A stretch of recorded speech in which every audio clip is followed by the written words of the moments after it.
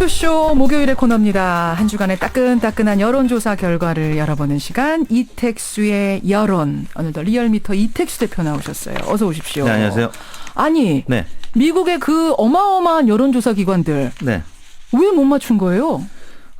조금 전 김창준 의원 말씀 들었는데요. 예. 실제 그 선거 하루 전에 미국 리얼 클리어 폴리틱스라는 조사기관이 45개 여론조사 결과를 종합한 수치가 있었는데 예. 거기에서 대략 2.9%포인트 클린턴이 우세한 걸로, 그러니까 47.2대 44.3 클린턴 우세를 예측을 했었는데 어제 실제 득표율이 비슷했었습니다. 47.7대 47.5, 0.2%포인트 클린턴 우세로 나오지 않았습니까? 문제는 간선제, 그러니까 승자 독식하는 간선제 때문에 그런 함정이 있었군요. 네. 그러니까 이게 우리처럼 직선제가 아니기 때문에 여론조사는 직선으로 묻는 건데 네. 여기에 투표 방식은 간선제다 보니까 득표율이 힐러리가 높은데도 불구하고 질 수밖에 없었던. 그렇습니다. 선거 여론조사 예측은 사실상 맞았습니다. 근데 그 선거인단 예측이 실패한 거죠. 선거인단 네. 예측을 어제 대략 290대 228로 트럼프가 압승을 했는데요. 예. 과거 이제 2000년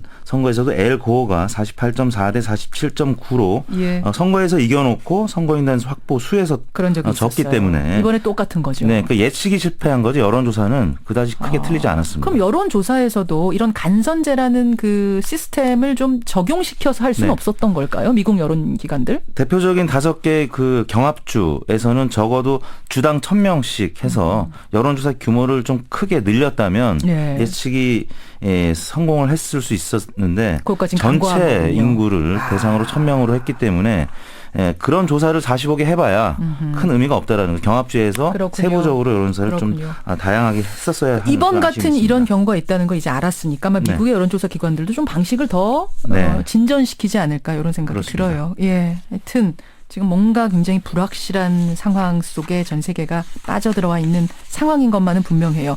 그래서 우리가 리얼미터와 뉴스쇼가 발빠르게 어제 긴급조사를 좀 했습니다. 네. 어제 오후에 트럼프 당선이 어느 정도 예측이 됐었죠. 그래서 김현정의 뉴스쇼 의뢰로 저희가 긴급 여론조사를 어제 오후부터 시작을 했습니다. 예. 다음과 같이 물었는데요. 미국 대통령 선거에서 공화당 후보인 도널드 트럼프 후보가 민주당 힐러리 클린턴 후보의 우세에 당선 가능성이 높은 것으로 보도되고 있습니다. 만약 트럼프 후보가 당선된다면 우리나라에는 어떤 영향을 미칠 것으로 생각하십니까? 이렇게 물었습니다. 트럼프가 당선된다면 우리나라에는 어떤 영향을 미칠 것으로 생각하십니까? 네. 그러니까 이게 지금 막 당선이 되는 거 아니야?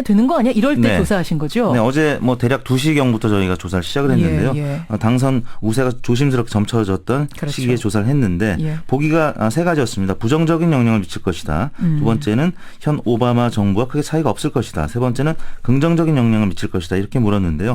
예상처럼 나타났습니다. 부정적인 영향을 미칠 것이다라는 의견이 67%로 가장 높게 나왔고요. 부정적인 영향을 줄 것이다라고 우리 국민들 걱정하는 분들이 67%. 네, 현 오바마 정부와 크게 차이가 없을 것이다라는 의견이 11.5%.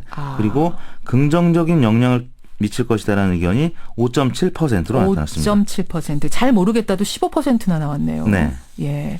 그러니까 참 결과적으로 우려하는 게 큰 겁니다. 잘 몰라서도 그렇고 네. 막말이나 뭐 성추문 이런 걸 우리가 워낙 많이 들었기 때문에 걱정할 수밖에 없는데 역시 그런 부분들 걱정하시는 거죠? 그렇습니다. 연령대가 낮을수록 그런 우려가 많았는데요. 20, 30, 40대가 70% 이상이 부정적으로 전망을 했고요. 또 사무직, 노동직 이런 셀러리맨들이 그리고 또 학생층이 우려가 큰 것으로 나타났습니다. 질문을 조금 더 구체화시켜서 저희가 하나 더 들어가 봤어요. 어떤 부분에 그렇게 부정적인 영향을 줄 거라고 보십니까? 라고 물으셨죠. 네. 보기가 5가지였습니다. 국내 정치, 대북 안보, 외교, 그리고 기업 및 국민 경제, 기타 이렇게 물었는데요. 역시 안보 문제가 43.3%로 그렇죠. 가장 높게 나타났고요. 두 번째가 경제 26.7%, 외교 18.1%, 정치 5.2%로 나타났습니다. 그래요. 역시 안보에 대한 걱정. 아까 앞에 그 김창준 하원 의원 얘기에 따르면 큰 걱정은 말아라. 큰 변화 없을 거라고 했지만 국민들은 지금 그렇지는 않다는 거예요. 여론조사에서 나타났고 우리 전국 이슈로 좀 들어가 보죠. 최순실 게이트를 둘러싼 여론의 흐름, 대통령을 바라보는 눈 지금 몇 주 동안 계속 조사를 하고 있는데 이번 주 추이는 어떻습니까? 네, 비선실세 국정농단 사건에 대한 대통령 책임 방식에 대한 국민 여론. 질문은 지난주와 비슷했는데요. 보기가 조금 달랐습니다. 첫 번째는 탄핵으로 박 대통령의 책임을 물어야 한다는. 탄핵해야 한다는 게 1번. 2번이 박 대통령 스스로 사퇴해야 한다. 하야해야 한다. 예, 세 번째가 대통령이 여당을 탈당하고 여야 합의 국무총리의 국정을 이양해야 한다. 국무총리의 국정 이양. 마지막으로 박 대통령 또는 김병준 총리 내정자를 중심으로 국정을 정상화해야 한다. 네, 이렇게 물었는데요. 예. 탄핵 의견이 18.5%로 나타났고요. 하야 의견이 41.9%로 나타났습니다. 그래서 두 의견 합치면 60.4%였고요. 대통령이 여당을 탈당하고 여야 합의 국무총리의 국정을 이양해야 한다. 18.4%로 나타났고 예. 박 대통령 또는 김병준 총리 내정자를 중심으로 국정을 정상화해야 한다는 의견이 14.1%로 나타났습니다. 정리를 좀 해보자면 하야 또는 탄핵 의견이 역시 60%를 넘어섰고 네. 뭐 하야 탄핵까지는 아니지만 대통령은 여야 합의 국무총리에다가 국정을 모두 이양해야 된다는 의견도 18.4%. 네. 이거 합하면은 78.4%가 다 내려놔야 된다는 거네요. 78.8%죠. 8%. 예, 야당이 주장하는 의견에 대략 10명 중 8명이 공감을 하고 있습니다. 그래요. 지금 김병준 총리 내정자는 아직 공식적으로 사퇴 의견을 밝히지는 않은 것으로 알려지고 있는데 아무튼 김병준 총리 내정자를 중심으로 박 대통령이 국정을 정상화해야 한다는 의견은 14.1%로 그렇게 적은 것으로 나타났습니다. 사실은 대통령이 이번에 국회에도 방문했고 뭐 이러면서 지지자들이 결집하지 않겠는가. 네. 하야와 탄핵 의견이 좀 줄지 않겠는가 했는데 일단 지금 여론조사 흐름상으로는 큰 흐름의 변화는 없는. 그렇습니다. 3주째 저희가 이 비슷한 조사를 하고 있는데 탄핵 또는 하야 의견이 첫 번째 주에는 42.3, 두 번째 주에는 55.3, 그리고 오늘은 60.4%로 지난주 대비 5%포인트 또 더 늘어났습니다. 여러분 제가 항상 말씀드리지만 여론은 추이를 보는 게 중요합니다. 그 흐름의 숫자 뭐 0. 몇 % 왔다 갔다 보다도 큰 흐름의 추이를 보는 게 중요하기 때문에 저희가 지금 계속 같은 조사를 하고 있는 건데 대통령 지지도 한번 보죠.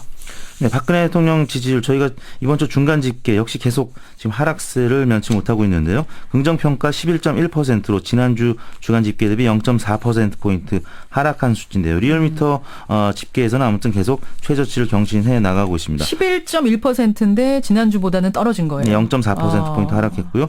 부정평가가 83.7%였습니다. 일간으로 보면 우병우 전 수석이 검찰에 출석해서 황제수사 논란이 있었죠.